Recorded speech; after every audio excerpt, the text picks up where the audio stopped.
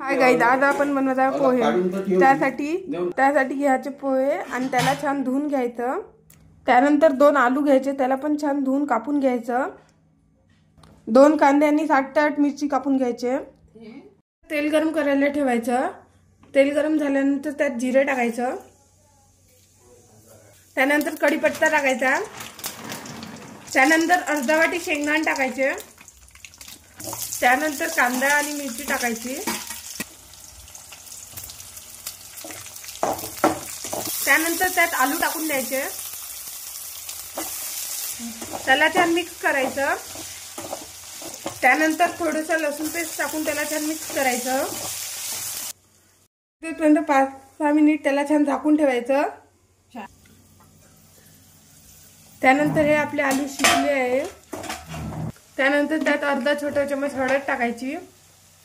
त्याला छान मिक्स करून घ्यायचं। त्यानंतर त्यात चवीनुसार मीठ टाकायचं आणि त्याला छान मिक्स करून घ्यायचं।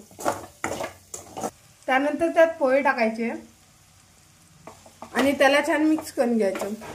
त्यानंतर पोह्यात सांबार टाकायचा। त्यानंतर पोह्यावर शेव टाकायचे आणि हे आपले स्वादिष्ट पोहे खाण्यासाठी तयार आहे। पुढे कोणची रेसिपी पाहिजे ते कमेंट मध्ये सांगा।